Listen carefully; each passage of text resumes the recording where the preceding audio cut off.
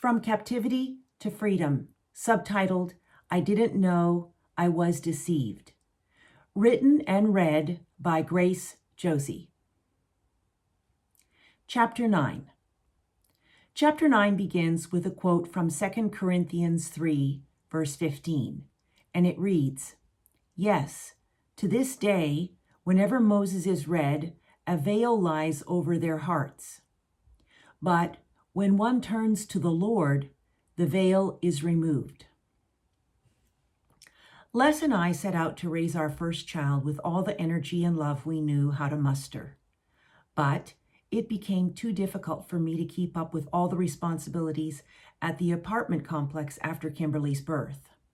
I found that I constantly had to interrupt her naps to meet with repairmen or prospective tenants. So we began to pray that I could become a stay-at-home mom and that God would help us to purchase our first house. Les landed several big accounts at work not long after that. So becoming homeowners became a real possibility. We searched for weeks and finally found a 3-bedroom, 2-bath house that we liked on a bluff in Oceanside, California. It fit our budget and we thought it would be perfect. The owner accepted our offer. I was so happy. Our dreams were coming true. Les had told me several times when we first got married that he thought I would enjoy being a homemaker, wife and mother most of all. His discernment was spot on. My heart felt so satisfied. I didn't miss working outside the home one bit. Though our house was built on a small lot, it had 7 fruit trees, oranges, lemons, grapefruit, and apricots. When Kimberly was about 2 years old, we were playing outside in the yard. She wanted to taste an orange from one of our trees. I lifted her up to pick out a ripe, juicy-looking one, and she plucked it from the branch. I intended to go inside with her to wash and peel it, but Kimberly couldn't wait. She put up such a fuss that I decided, against my better judgment, to let her have it. We washed it over by the spigot, and then she began to peel it with her teeth. She offered me one of the sections to taste. It was sweet and delicious. However, the next morning, Kimberly woke up with big blisters on her lips. Not knowing what could be wrong, I immediately made an appointment with her pediatrician. The diagnosis? A chemical burn from the acid in the orange peel. Lesson learned. 3 years later, Kimberly helped us welcome her baby sister into the world. Andrea, Annie, Lauren, was born on a warm August morning, August 30th, 1990, after we were in labor all night long. Her formal name is Andrea, but she goes by Annie. Our little family was growing, and we were enjoying domestic bliss like a pair of proud mallard ducks. Kimberly loved having a baby sister. She helped me a lot, fetching this and that while I nursed Annie. She loved pretending to be a mommy with her favorite dolly. When I diapered Annie, Kimberly diapered her dolly. When I fed Annie, Kimberly gave her dolly a bottle. When Annie cried, Kimberly wiped her sister's tears, kissed her cheeks, and found things to do to entertain her. They became fast friends as Kimberly proudly tried to teach Annie everything she knew. One day, I was at the kitchen sink washing dishes. Annie was taking a nap in her bouncer seat on the floor next to Kimberly, who was playing with her dolly. Suddenly, Kimberly darted out of the room and came back with a shoe in each hand. Back and forth she went, gathering all the shoes in the house around herself and Annie in a big circle. Next, she began trying on the shoes. First, her daddy's black Oxfords. Then she showed me how she could walk in them. Clump, clump, clump. Next, she tried on my heels, then my slippers. This became a daily thing for her. Kimberly loved shoes. Soon Annie began to crawl. It was exciting for Kimberly to have her sister become more mobile. But this also meant that Annie began to put things from the floor into her mouth. That's when it happened. I saw it from the corner of my eye while I was at the pantry cabinet in the far end of the kitchen, picking out food for our dinner. A small brown house spider. It was crawling right beside Annie. Immediately I ran to her, but as I did, she picked it up and put it in her mouth. I wasn't fast enough to stop the inevitable. When I reached her, I picked her up and pried open her mouth, but it was too late. She had swallowed it. Both Kimberly and Annie learned to talk early. Kimberly's first word beside mama and dada was money. No kidding. We had just parked at the mall to begin a shopping spree when Les asked me one day, "Grace, did you bring the money?" I reached for my wallet to check. And suddenly, out of the blue, we heard our baby daughter say it. Money. Both of our eyes met at the same time. We began to laugh and carry on. Les, did she really just say money? As clear as a bell. Yes, that's what I heard, Les laughed and nuzzled up into Kimberly's face. Did my little girl just say money? He tickled her belly. Funny thing, though, after that, we couldn't get her to say it again for many months. Annie developed her speech even more quickly than her sister. Oceanside was a coastal town situated close to the affluent seaside resort of Carlsbad. We were driving in the car towards Carlsbad one day. Les was at work and I was alone with the two girls in the car. I noticed the sky up ahead in the distance, and the clouds were spectacular. So I said, "Kimberly, do you see those pink clouds up in the sky down the road?" Before she could answer, I heard Annie say, "Pink clouds." Every consonant was enunciated perfectly.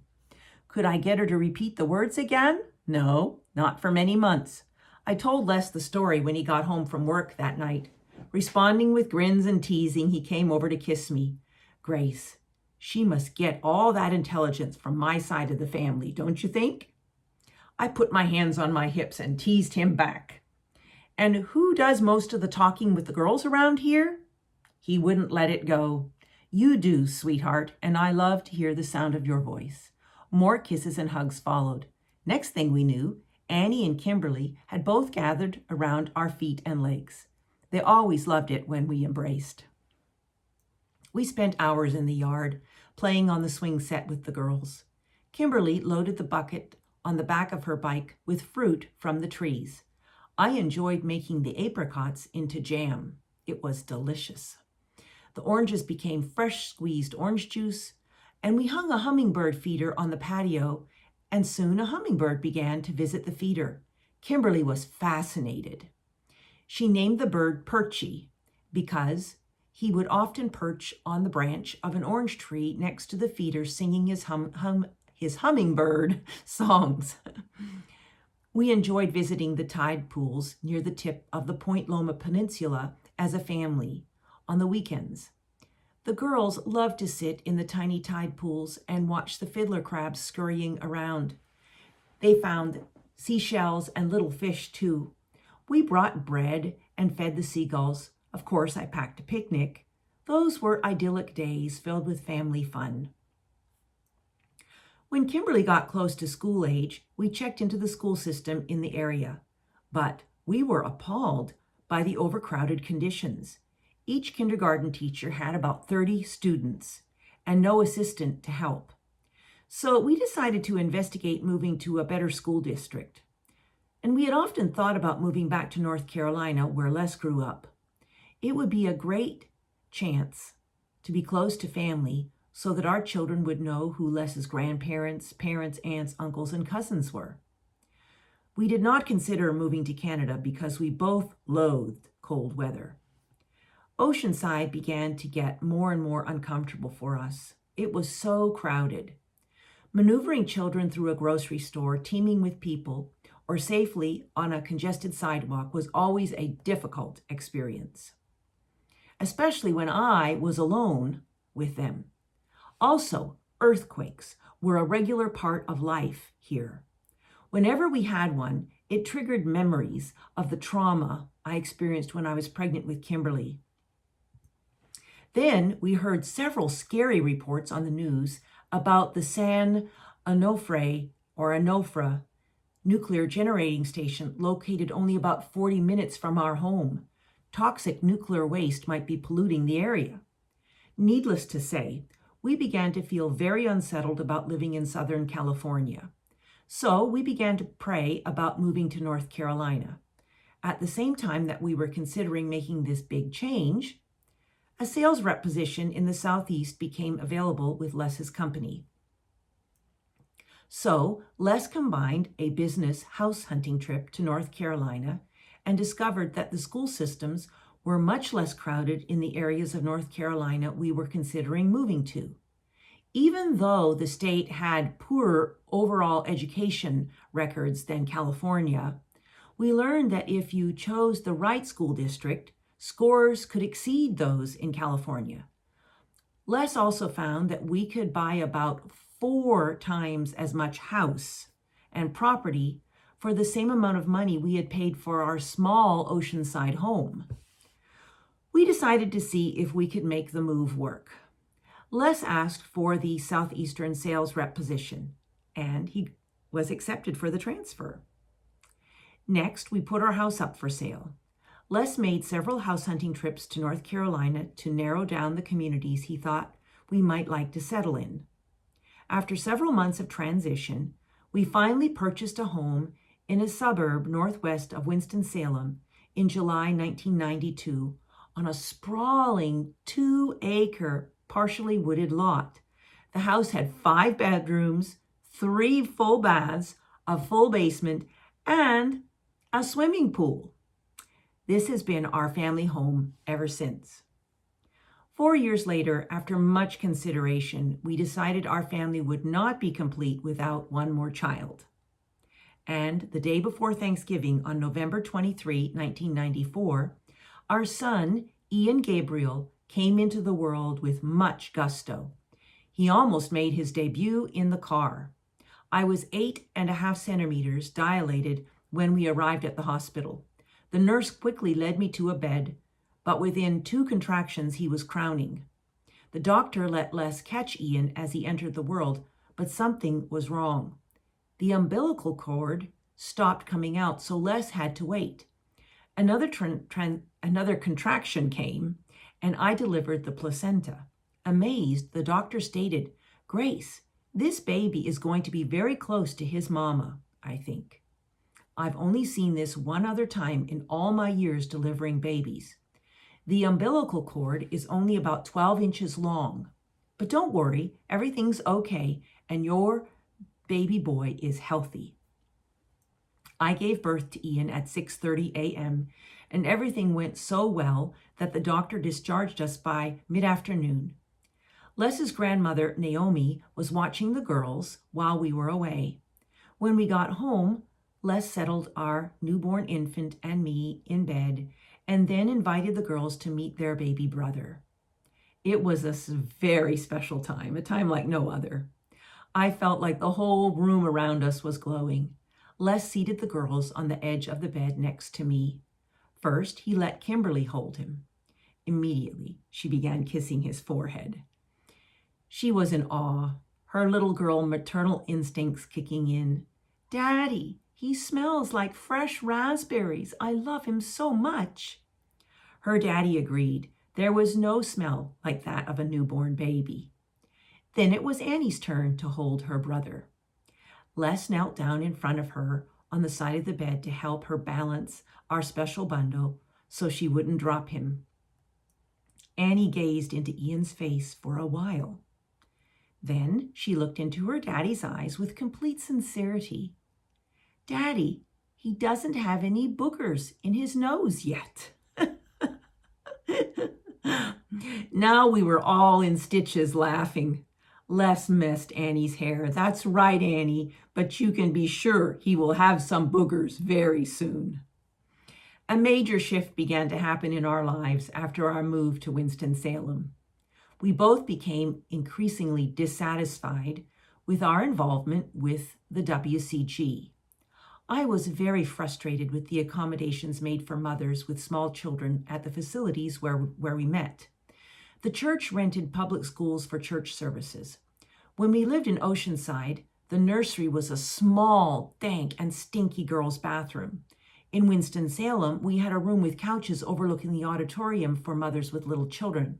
But after a while, the school did not allow us to use that room anymore, so we were relegated to the janitor's closet.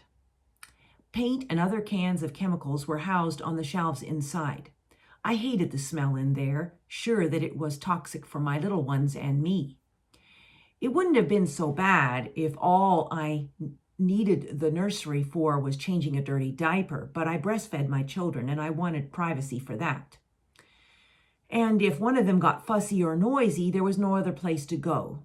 Sometimes I scolded myself for being too picky about accommodations for mothers with babies, but I continued to be frustrated. Usually I missed the sermons because the children needed my attention. I thought it was just awful to go through all the trouble of preparing for a 2-hour church service with 3 little children when I rarely got to hear the message. Though this was frustrating to me, in hindsight, it was actually a blessing. They gave me time and space to think outside the box I had grown up in. Les and I also found it extremely hard to implement the church's rules when it came to family life. For instance, each year, all baptized adults were required to fast for 1 full day without food and water. This took place on the Day of Atonement, one of the most sacred days observed by the church. You can read about it in the Old Testament of the Bible. I had very bad morning sickness at the time and found the only way to control it was by eating small meals every 2 hours. So I queried the pastor about fasting. He said, "Grace, you need to fast. Trust that God will help you." The minister's instructions were akin to hearing from God himself, so I fasted and got through the day except for a headache. Somehow, I managed to make it through the fast when Annie was born. I was breastfeeding her. She was only 2 months old. I decided to drink plenty of extra fluid the day before and hoped my milk supply wouldn't be interrupted too badly. This time, I got a terrible headache, and Annie became quite fussy. When I was pregnant with Ian, the fast took place in my last trimester. I did my best to prepare for the fast the day before by drinking and eating more than usual. We had church services in the afternoon the next day, the fast day. As we sat in church, I began to feel like I was going to pass out. I was famished. Les leaned over and whispered in my ear, "Grace, I am taking you and the girls home. On the way, we are going to get something for you to eat and drink. I want you to stop fasting. I think this is wrong. Let's go." I did not resist him. But in the middle of all this, I kept berating myself for not being more spiritual, for being so weak physically as a young mother, and for not standing up to Les. The WCG required us to keep the Sabbath day, the 7th day of the week, Saturday, as a holy day. All food preparation was to be done the day before. Absolutely no work was to be done on this day. It was great to have a rest, but I found it very hard to implement as a mother. The children always had so many needs. One Friday evening, all 3 children came down with a stomach bug and began throwing up through the night. In the morning, I had no sheets left for their beds because they were covered with vomit. I considered the situation and decided I would have to run the laundry, even though it was against the Sabbath rules. I'd been up all night with the kids, and I was exhausted. Les agreed that we should do laundry, and I started the first load while Les tended to the children, trying to comfort them. Then, as I exited the laundry room, I heard a voice inside my head, and it said, "You are cursed for doing this. You are breaking the Sabbath." I stopped dead in my tracks. Where did that come from? I'd never experienced anything like this before. I felt a mixture of guilt and fear sweep over my heart like a cold wind. It really bothered me. But I didn't know what to do about it. Besides, wasn't there also a concession in the Bible about times when work was unavoidable on the Sabbath? I recalled the scripture found in Luke 14, verse 5. Jesus was addressing the Pharisees who were watching him carefully to see if he might do something wrong on the Sabbath. It reads, "And Jesus said to them, 'Which of you, having a son or an ox that has fallen in a well on a Sabbath day, will not immediately pull him out?'" I hoped that we weren't breaking the Sabbath. It seemed like it might be okay to do laundry with this verse in mind, but I reasoned I guess we could do without sheets for one night maybe. I could do laundry tomorrow. The vomit will probably wash out then too. I really struggled about what to do. Finally, the smell of the vomit became the deciding factor. It was too unhealthy to leave. I finished the laundry, and the kids went to bed with clean sheets, but I felt completely deflated because thoughts of displeasing and disobeying God still worried me. The only other option I could think of was to go to the store and buy new sheets, but that also broke the Sabbath rule. No shopping was allowed on this day. Another thing about the church's beliefs, I found it extremely difficult to pray as I had been taught in WCG. Prayer, at least the way I understood it, was something you had to do every day for at least a half an hour in order to please God. And if you were going to do it right, you covered every detail. If you didn't, God wouldn't be pleased or do what you and others might need. Prayer felt like a duty, and if I didn't do it, I felt condemned and afraid. Les began to have a lot of questions about the church's beliefs at this time. Things just stopped making sense to him.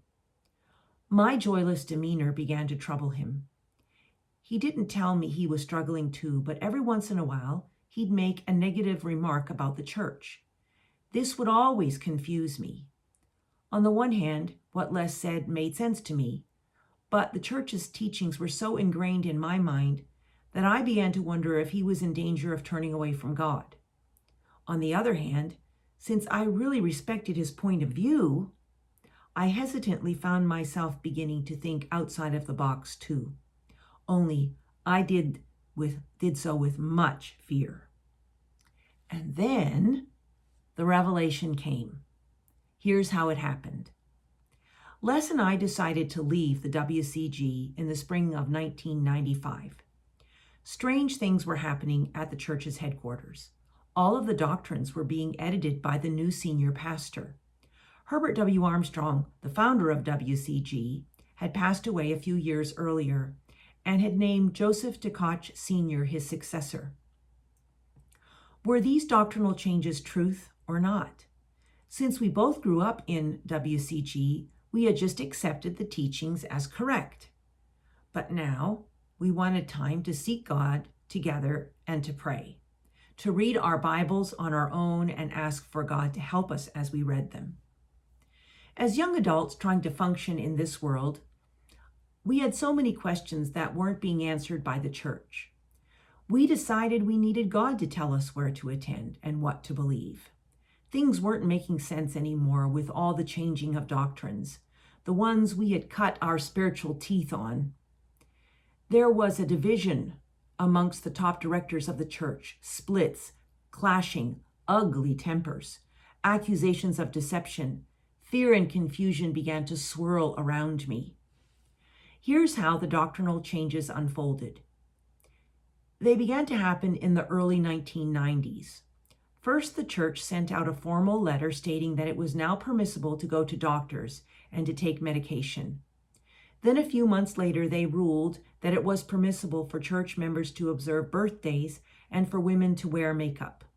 Soon after that, church leadership disclosed that many of the church's speculations about world events, which they called prophecy, could not really be proven scripturally. The next thing that happened was that Hebert Armstrong's literature was discontinued. Leaders said that all of his writings needed to be reviewed. Then they came out with new teachings on the Trinity and on what it meant to be born again, both terms of which were foreign concepts to Les and me.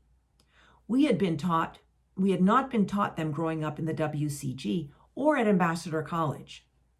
In 1993, church members revealed that they believed in 1993, church leaders revealed that they believed the cross wasn't a pagan symbol anymore, as the church had once believed and taught.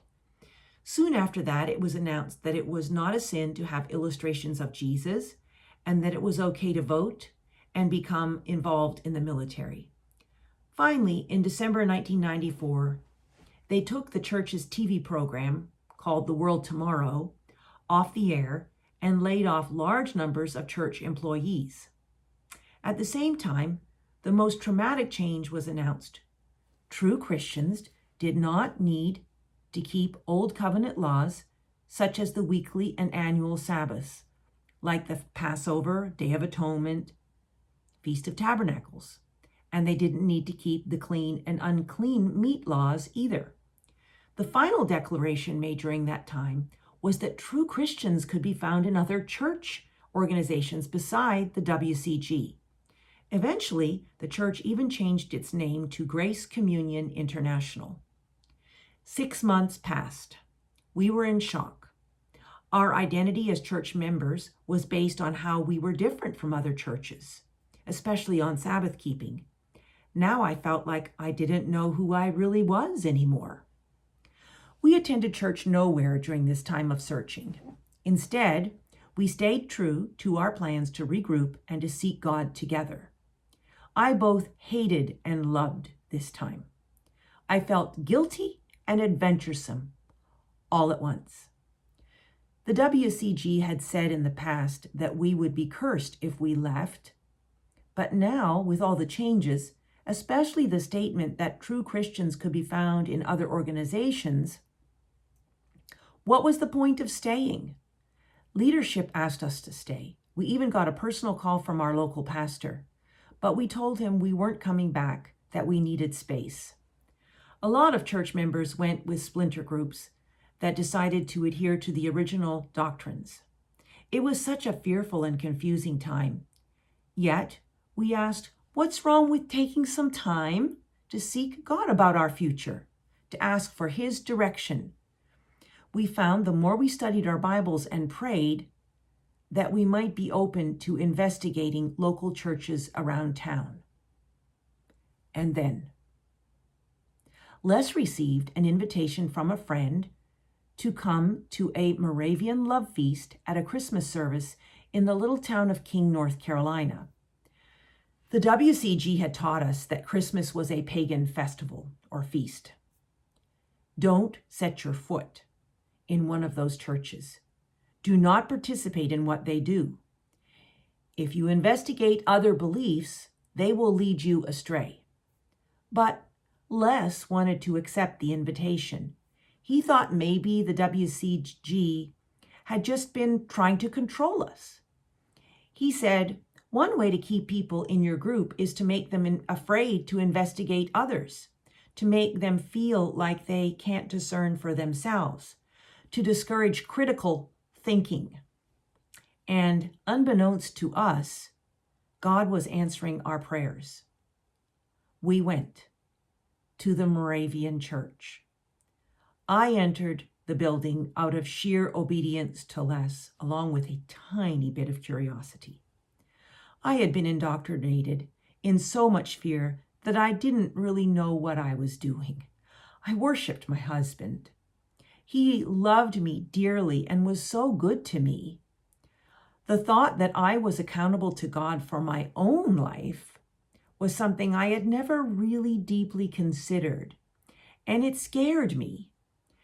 Maybe the WCG had been right before all the changes. I had always just followed along with my parents, WCG pastors, and now my husband. But he was headed in a different direction faster than I was. The WCG had taught wives to obey their husbands in all things. But I thought What if the husband asked the wife to do something against church teaching? How would I make that work? I felt so vulnerable. We had 3 little children. What if we ended up divorcing over this? How would I ever raise the children by myself? I loved Les. I didn't want to leave him over spiritual issues, but I also wanted to obey God with all my heart. And I just couldn't see that things would work for our relationship anymore if we didn't agree. But I went into the church with Les to the Christmas love feast, deeply conflicted, intensely curious, kind of, trepidations, scared out of my wits, confused. Would I be cursed for this? Would we be deceived by setting foot in this church? Les took Kimmy and Annie up to the sanctuary while I went down to the nursery to diaper and feed Ian. He was 13 months old. As I held him to my breast, I wept uncontrollably. When the sobbing slowed, I began to pray. Ian's little hand reached up to my face as he drank his milk. God, I'm so scared. I don't know if I should be here or not. Would you please help me? I want to follow Les, but if he's wrong, I need to follow you, and I don't know how to do that with 3 little children. Should I still be keeping the Sabbath and obeying the WCG's original teachings? How is all of this going to work? I still think a lot of the WCG doctrines that I grew up with might be right. They're probably right. I don't know. Are they right? They've got to be right. Aren't they right? Is Les leading me down a wrong path, God? My whole body began to tremble. I felt absolutely desperate. And then suddenly, to my left, I saw a light. Not literally. The lights in the nursery were on, but this was a spiritual light I had never seen before. It was like a curtain moved away and I could see into a different dimension. It was so bright. Then I heard 7 words that would change my life forever, coming out of the light. Woman, you are free to follow me. The words may have been audible. I don't know. I was so surprised. But they reverberated inside my chest like I had just heard Niagara Falls shout thunderously across the night sky. And then a peace enveloped me like I had never felt before. That settled it. I knew it was Jesus, the one I had read about in the Bible, who had forgiven my sin, who called his disciples with similar words. When I heard his voice, my heart stirred within. I felt his love resounding through my whole being. It was a glorious experience I will never forget. Jesus had prepared the moment well, too. I felt something like a veil had been removed from my spiritual eyes. Then the choir upstairs in the Moravian church sanctuary began to sing Handel's Messiah, the Hallelujah chorus, my all-time favorite song. If the idea of God speaking to people, maybe to you, is intriguing, see Appendix A. When I got home, I wasn't ready to tell Les, so I kept what happened to myself. Shortly afterwards, though, when I was reading my Bible, I came upon a passage of scripture that explained my experience. But when one turns to the Lord, the veil is removed. Now the Lord is the Spirit, and where the Spirit of the Lord is, there is freedom. 2 Corinthians 3:16 through 17. That confirmed it. Now I was ready to share with Les. It finally all made perfect sense to me. Needless to say, Les was overjoyed when I told him what happened. Grace, you have had a real and powerful experience. God has spoken to you for that's for sure. I was praying for you to come to understand the same as I do. Now you aren't stuck anymore. God is so kind to help us with these things. I love you. I continued to ponder and pray about the experience. God had said 7 words to me. Woman, you are free to follow me. I had heard that when God does something, it's a complete work. And 7 was the number in the Bible that represented completion. 7 words to me were no coincidence. Also, Jesus used the word woman. Why? It took me a long time to discover the answer. The tone of his voice when he said that word was filled with so much love. Only later did I understand, when the Holy Spirit revealed, healed, and dealt with the personal attack on my identity as a female. He called me woman because he had made me female, and it was good to be feminine, something wonderful about myself worth celebrating. We did not become members of the King Moravian Church because it was quite a distance from our home in Winston-Salem. Instead, we continued seeking God, asking him to plant us in a church of his choosing.